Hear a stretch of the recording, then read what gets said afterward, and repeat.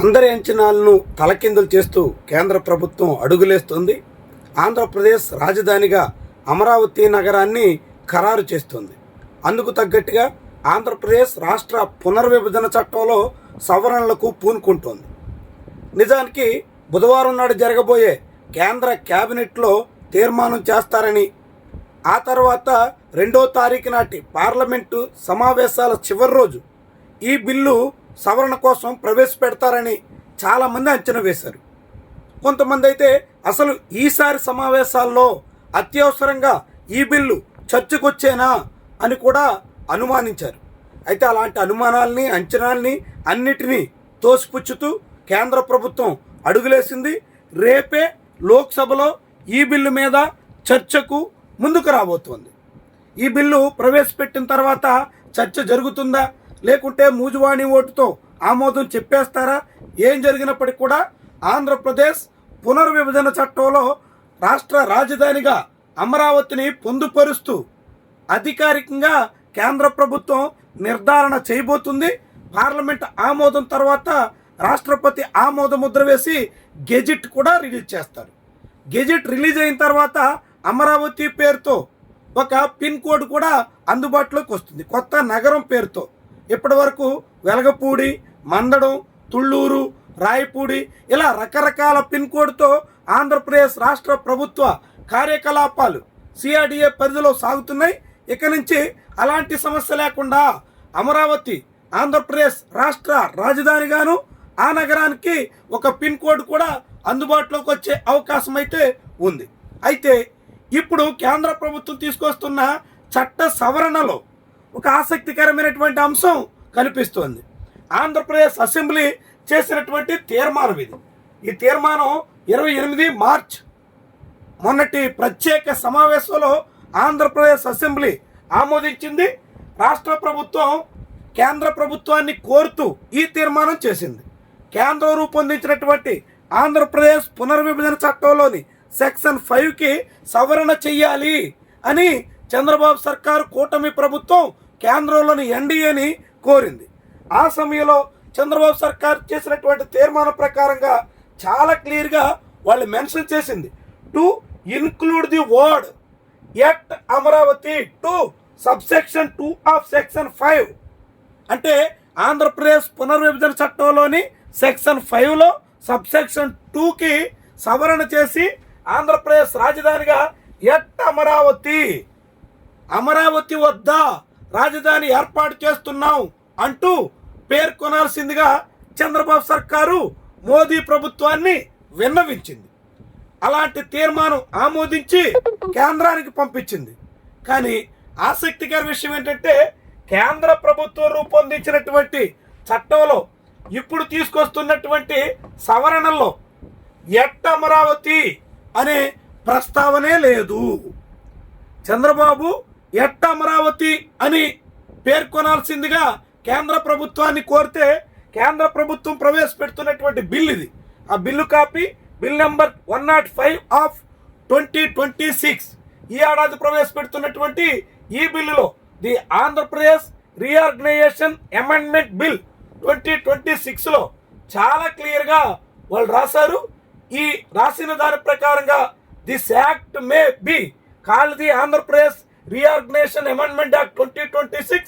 It shall be deemed to have come in to force on the 2nd day of June 2024. అంటే 2024 June 2తో ఆ పునర్విభజన చట్టానికి 10 ఏళ్ళు నిండిపోయాయి కాబట్టి ఆనాటి నుంచే ఈ సవరణలు అమల్లోకి వస్తాయి అంటూ పేర్కొంది. అందులో చాలా క్లియర్గా రాసినటువంటి దాంట్లో subsection 2 for the words and there shall be a new capital, the words and Amaravati shall be the new capital. అప్పట్లో సబ్సెక్షన్ 2లో అక్కడ కొత్త క్యాపిటల్ రాబోతుంది అని పేర్కొన్నారు. ఆ స్థానంలో అమరావతి కొత్త క్యాపిటల్గా ఏర్పాటయ్యింది అంటూ పేర్కొనబోతున్నారు. చంద్రబాబు ప్రస్తావించినట్టుగా, చంద్రబాబు ప్రభుత్వం కోరినట్టుగా ఎట్ అమరావతి అనే విషయాన్ని ఆంధ్రప్రదేశ్ ప్రభుత్వం కోరిన వినతిని కేంద్ర ప్రభుత్వం ఇక్కడ ఏమాత్రం ప్రస్తావించలేదు.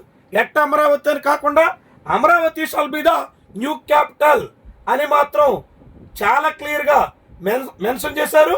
అందులో Amaravati includes the capital city areas notified under the provisions of the Andhra Pradesh capital region development authority act 2014. చాలా క్లియర్గా Andhra Pradesh capital region development authority act పేర్కొన్న ప్రాంతాన్ని రాజధానిగా ఇప్పుడు కేంద్ర ప్రభుత్వం నిర్ధారించబోతుంది. చాలా క్లియర్గా మెన్షన్ చేశారు. చంద్రబాబు ఇంకా అమరావతిని విస్తరించే పేరుతో అమరావతిని మరింత second phase, third phase land pooling ద్వారా మార్చాలనేటువంటి, మరింత పెద్దదిగా చెయ్యాలనేటువంటి కాంక్షతో ఉన్నారు. ఇప్పటికే ఆయన 54,000 ఎకరాల్లో రాజధాని నిర్మిస్తే అదొక చిన్న మున్సిపాలిటీగా మిగులుతుంది అంటూ మాట్లాడారు. అందుకే కేవలం సిఆర్డిఏ చట్టంలో పేర్కొన్నటువంటి ఆ ప్రాంతాన్ని మాత్రమే, 29 గ్రామాలని మాత్రమే రాజధానిగా కాకుండా అమరావతిని రాస్తే అది ఎంతవరకైనా చేసుకోవచ్చు, ఎంతకైనా పెంచుకోవచ్చు, దాని పరిధిని ఏ మేరకైనా విస్తరించుకోవచ్చు అని ఆశించినట్టుగా కనిపించింది. కానీ కేంద్ర ప్రభుత్వం చాలా క్లియర్గా మెన్షన్ చేసింది, వివరణ కూడా ఇచ్చింది. కేవలం Andhra Pradesh capital region development authority act 2014లో పేర్కొన్నటువంటివి మాత్రమే రాజధానిగా ఉంటాయి అంటూ ఒక నిర్దిష్టమైనటువంటి ఒక స్పష్టతను కేంద్ర ప్రభుత్వం ఈ సవరణ ద్వారా ఇచ్చేసినట్టుగా చెప్పాల్సి ఉంటుంది.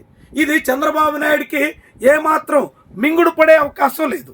చంద్రబాబు ఆశించినట్టుగా అమరావతి అని మెన్షన్ చేయాలని కోరుకుంటే కేంద్ర ప్రభుత్వం మాత్రం 2014 నాడు సిఆర్డిఏ చట్టం తీసుకొచ్చి అందులో పేర్కొన్నటువంటి ప్రాంతాన్ని మాత్రమే అమరావతిగా గుర్తిస్తూ క్లారిటీ ఇచ్చేసింది. మరి దీన్ని కూటమి నాయకత్వం ఎలా స్వీకరిస్తుంది, ఎంత మేరకు జీర్ణం చేసుకుంటుంది, ఎలా అర్థం చేసుకుంటుంది, దీని ప్రభావం ఎంత మేరకు ఉంటుంది, చాలా కీలకమైనటువంటి విషయం అన్నట్టు. చంద్రబాబు నాయుడు ఇప్పుడు చేస్తున్నటువంటి ప్రయత్నాలన్నీ సెకండ్ ఫేజ్ ల్యాండ్ పూలింగ్ కోసమే అనే విమర్శల్ని వైఎస్ఆర్సీపీ చేస్తోంది.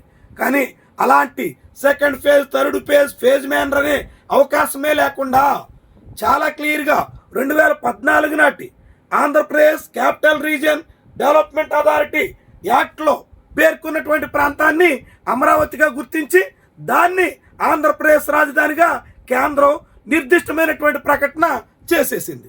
మరి దీని తాలూకా ప్రభావం ఏ మేరకు ఉంటుంది? చంద్రబాబు ఆశల మీద ఇది నీళ్లు జల్లేసినట్టేనా? చంద్రబాబు కోరుకున్నది వేరైతే కేంద్రం ఇలా ఎందుకు చేసింది? ఇవన్నీ కూడా రాజకీయంగానూ ఆసక్తిని రేకెత్తిచ్చే అంశాలుగా చెప్పాల్సి ఉంటుంది.